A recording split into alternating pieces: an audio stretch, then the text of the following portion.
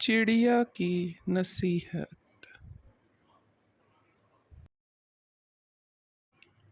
एक दफा का जिक्र है, एक चिड़िया शिकारी के जाल में फंस गई। चिड़िया बहुत परेशान थी कि कैसे जान छुड़ाए। उसने एक तरकीब सोची। उसने शिकारी से कहा, ऐ शिकारी, मेरी नन्ही सी जान से तुम्हारा तो पेट भी भरने वाला नहीं है। तुमने कितने मुर्ग, कितनी गाय, बकरियां, सबका गोश्त खाया होगा। मेरी नन्ही सी जान को बख्श दो। अगर तुम मेरी जान बख्श दोगे तो मैं तुम्हें 3 नसीहतें करूँगी।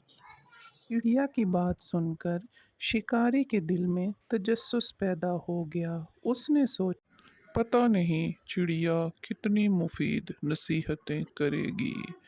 क्यों ना मैं इसकी बात सुन लूं और एक दफा इसको आज़ाद कर दूं।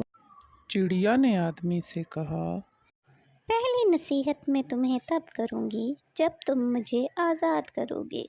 दूसरी नसीहत मैं तब करूँगी जब मैं वहाँ शाख पे बैठूँगी। और तीसरी और आखिरी नसीहत तुम्हें मैं आखिर में करूँगी।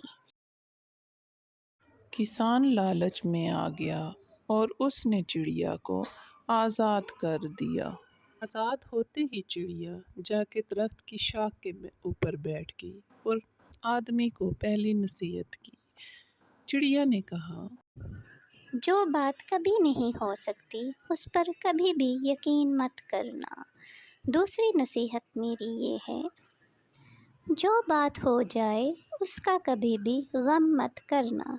तीसरी और आखिरी नसीहत करने से पहले मैं तुम्हें कुछ बताना चाहती हूँ।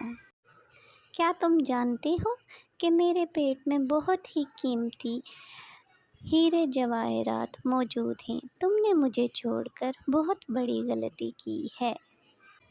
चिड़िया की बात सुनकर आदमी एकदम से परेशान हो गया और अपने किए पर शर्मिंदा हो।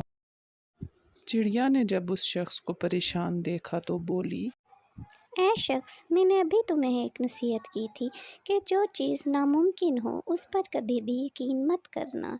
मैं शटाक बड़ की एक चिड़िया हूँ। भला मेरे पेट में इतने हीरे मोती कैसे हो सकते हैं?